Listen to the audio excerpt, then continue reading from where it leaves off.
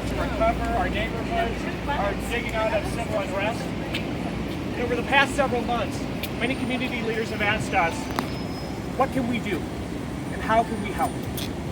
We believe that this collective statement today charts a course for our city's future.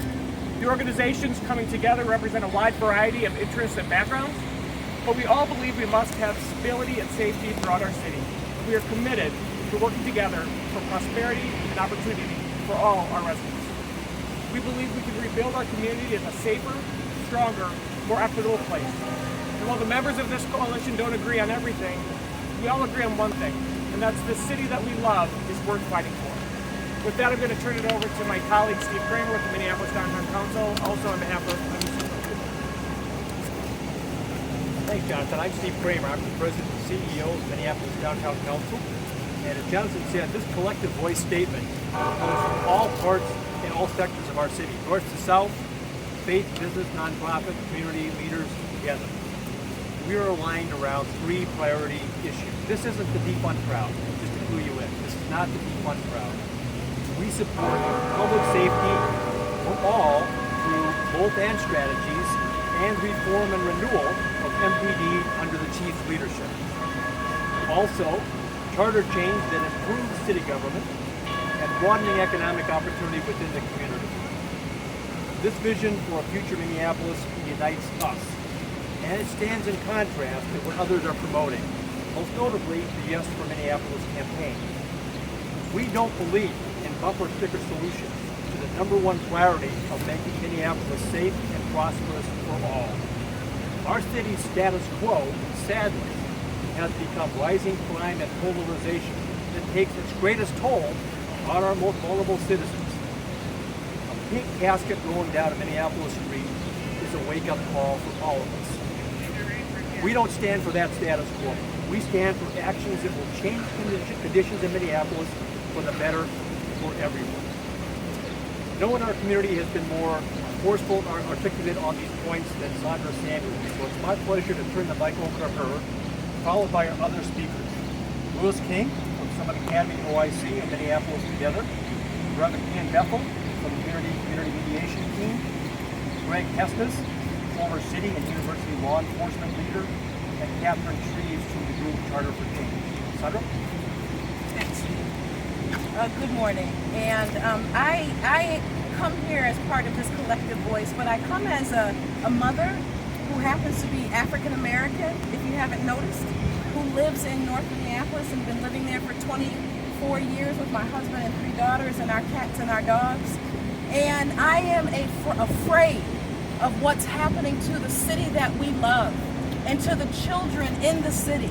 I was at the funeral yesterday of Anaya Allen, and I don't know what mother, what family, what community can sit by and watch 3 children, 10, 9, and 6, each get shot in the head in 3 separate incidents in our city and not take notice and say what we're doing is not working. The defund rhetoric is not working. And the community that gets hit the hardest, the community that's actually the canary in the mine, is the African American community. A few days ago, what I would tell you is that 187 people have gotten shot in Minneapolis since the beginning of the year. And 87% of those shot have been people who look like me and who look like Anaya. And so with this defund, with this only one solution to this problem, we have a disparate impact in the African American community. And if Black lives really matter, if all Black lives really matter, then we would be talking both and. That we need to restore trust of the police department. Absolutely, we demand it. And we need a fully staffed police department so that Anaya of the world do not get shot in the head. We can walk and chew gum as a city. I just know we can. We can talk about both things and then really getting to the underbelly of all of it, foundationally. Why do you have communities that are both over and under policed? Why do you have communities that have such disparities in outcomes? And this is where it gets to economics and it gets to education. But those who are protesting the most, that's not the part they want to deal with. They just want to deal with a white cop shooting a black person. And then they have something that they can be against. What we are here is we are for something. And it is for all of our children. It's for all of our elderly. And the only way to do that is to both reform the police department, to get behind the chief, to actually see a rebuilding of the numbers, the staffing of our police department, and the funding of it, and to work on the issues of education and economics for all. Good afternoon. I'm Louis King, the President and CEO of Summit Academy, OIC. We believe the best social service program in the world is a job. I'm also honored to work with the black churches across the Twin Cities in what we're calling 21 Days of Peace, as the African American community raises up to fill the gap because our police force has been decimated. We're down 200 officers, which essentially makes them operationally ineffective. In the meantime, our children are not safe. And as the grandfather of two small boys, my heart goes out to parents who've lost their children, and we're stepping forward to say that we will not stand it. In addition, we're reaching out to our allies and churches across the metro, because this is not simply a North Minneapolis nor an African American problem. It is our problem, and it will take everyone to bring a solution. Third, we're reinventing our relationship with the police. Next week, we'll have peace officers for a police event. We're inviting all of them to come out, the sheriffs, the state patrol, the EMTs, the firemen, come out so we can work together to make the community a better place. And still, that is not enough. I'm standing here as part of this collective voice, as part of Minneapolis Together, to say that we the people, the citizens here, we need good government, a strong charter that prevents this type of chaos from occurring again in the future. And we ask all of you to join us as we claim our place in this city and ensure that we live up to the reputation that Minnesota and Minneapolis have always had. We look forward to working with you.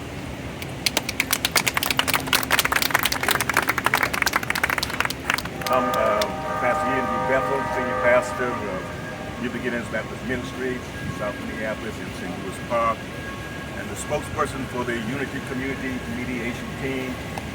Joining us today is our generational perspective and stance that this original agreement that our chief now keeps in his desk from 2003 is a document that has helped law enforcement and community relationships for decades. And now we're at the table once again with this chief, a transformation chief. Our stance is simply this: we believe that there must be accountability, there must be transformation, there must be transparency, and there must be consequences for the audacities that the Minneapolis Police Department has been involved with for decades. But now, here in this community, we need transformation, we need accountability, we need consequences, and we need transformation in our community. This go-round is generational. We stand today, and this is going to be generational. We say this also to the three musketeers of the city council, because that's what you are, musketeers, T-E-A-R-S. We prophesied that when you took the money from the chief's budget, that what you would have happen is happening right now, a city of lawlessness. Do not defund, refund the police department. We also announced today a program from the Unity Community Mission Team called MAP, where we will join with the cadets. You want policing in the community, it comes from the cadets. And we're going to have a mentoring program to aid the cadets in connecting with community. It is so important for us to do this, and it must be done generationally. And then I want to thank the business, and the labor community being a partner with us. This has never happened. And we say a word to all law enforcement. We need you in our community. We must have the police in our community. No more defund talk. Let us build up the ranks so we can have policing in our community. We're in a state of okay corral because of the three musketeers. Join us together. We may be divided on some issues, but not on this one. We are here today to say that we are together and we're not going anywhere. Come on, y'all, and see the real deal instead of what folk are faking in front of your face. Amen. God bless you. Brother Nick. Say something, Brother Nick. My name is Nick. I'm part of the Young People's Task Force, where we're working on rebuilding a relationship with the young people in the community. And a lot of young people think that we need economic and mental health resources in the community right now. And yes, so that's what we're working on right now, is rebuilding the relationship with the MPD and the young people in the community. Thank you. Thank you. My name is Mayor Frey. I'm with Voice of East African Woman and a member of Unity Community Mediation Team. And there's so much going on in our communities on Lake Street, North Minneapolis, South Minneapolis. The safety of the communities are afraid to come out. Carjacking is getting a very high level, and their families in North Minneapolis and South Minneapolis are afraid to come out their houses because of this no safety. We need our police. We need our safety. We are here to support Minneapolis Police Department and our chief because they're doing their hard work. Without the safety and the police in our communities, I don't know what we're going to do. So please come, like our Reverend said, the Unity Community Mediation Team. Let's all join us together. Refund the police. Stop asking all of this nonsense and saying defund the police. Without the police, what are we going to do? Without the safety, we don't have no safety in our community. What are we going to do? So therefore, we are here today united as African immigrants in Minnesota. We are here asking all Minnesotans to become one Minnesota and support each other. We need our law enforcement. We need our police. We need our communities to come for our safety. Thank you very much. Very hard to follow. Greg Pestis, 10th Ward. I'm a member of the Charter for Change organization. 6 years ago, I concluded a 40-year policing career in Minneapolis. You notice I said police and not law enforcement. There's so much more to service and privilege and reward than just enforcing the law. I also lived in the city before, during, and after my service. I attended Minneapolis Central High School, as did Chief Arredondo, and this is our community. The current surge of violent crime taking the lives of Anaya, Trinity, and LaDavion is just holding on. This must end. MPD has led the way in doing so before, but it requires three things. First, it requires resources.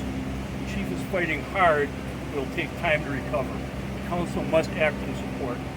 Second, we need an effective strategy. We have that, but we are short on resources. Third, and most importantly, we need community support, and that must be earned. The chief knows that, and he has the opportunity to restaff MPD with officers who will get to know our community and respect our community. People who believe in the privilege of service. People sometimes ask me, aren't you glad you aren't still in police work now? Actually, no. This is our community and it's in danger. I have family across the city, including North Minneapolis. We should all want to help. I believe it needs many approaches: housing, jobs, rebuilding our economy, racial and social justice reckoning.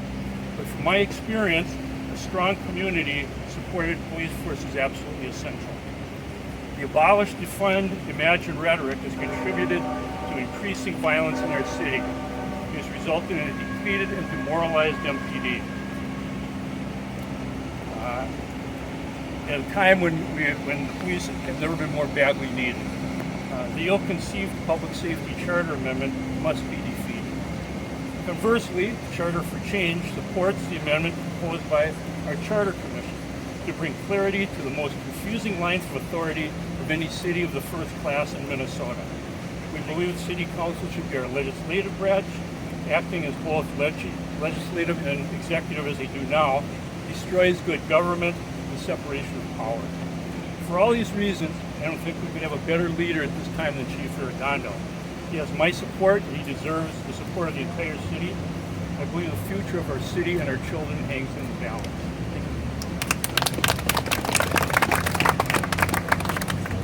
Good afternoon. I'm Catherine Shreves, and I'm co-chair of Charter for Change, which is a grassroots group of Minneapolis volunteers who are working to educate Minneapolis voters about the ballot initiatives that will be seen in November. We've had a rough year in Minneapolis, and to make matters worse, our city government is not working well. We've got a 14-boss problem, and we've had it for a long time. The buck stops nowhere and everywhere. So a couple of recent examples of the chaos caused by this. Last year during the civil unrest, there were several council members who gave directions to police officers, making the situation more dangerous and creating more mass confusion, and undermining Chief Ferragondo's leadership. Council members, another example, council members routinely give orders to staff and department heads threatening retaliation if they don't comply. So Minneapolis voters have a choice this fall. We can choose to improve how our city government works by voting to support the Charter Commission's proposal to separate the executive and legislative functions. This is not a power grab. It is modeled after our federal and state governments, and it is like every other comparable U.S. city of our size, including the first-class cities in Minnesota, St. Paul, Duluth, and Rochester. The proposal provides a path to make our city government less dysfunctional, more accountable, making our city more safe and just. It would enable reform of the police department by the mayor and Chief Ferragondo without eliminating it. So you'll be hearing a lot of rhetoric about the quote-unquote unelected Charter Commission. So the state constitution requires every home rule city, like Minneapolis, to have a Charter Commission. They're volunteers, they work for all of us. They're like our think tank. They're studying Minneapolis government, and they're trying to make it better for all of us. We need a well-run city government for Minneapolis to live up to its potential, and I hope you'll join us. Thank you so much. I think we'd be happy to have a few questions for anyone who spoke. What sort of effort are you putting into defeating the Yes for Minneapolis charter proposal? Okay. I'd start by saying, right now it's all about education. Right now it's all about education. So a lot of work, and you heard some of the good work from Charter for Change with regards to making sure the voters know about the myriad of questions that are going to be on the charter, and that they understand the functionality of the charter structurally. So that's the first step on the early stages, and we'll look forward to hearing more from folks as we emerge into the election cycle. So can we see a big organized campaign with ads and billboards and everything else? I would tell you, too early to tell on that. Would not surprise me if there were a organized, coordinated campaign to make sure that everybody understood the complexity of the charter amendments and the different positions that will emerge. I would only add, I also wouldn't be surprised, and I think that's true because the stakes for this election are extremely high. Not only all of the council races, the mayoral race, but these consequential charter questions. In my 40-plus years of being involved in political and civic affairs in Minneapolis, I've never experienced an election cycle of this consequence. So I think you can expect people to step up and become involved. And to put it from the street language, say yes is a mess. Get that out. That's right. Well, thank you all for being here Thank you all very today. much. That's it. Nice to see you. Good job.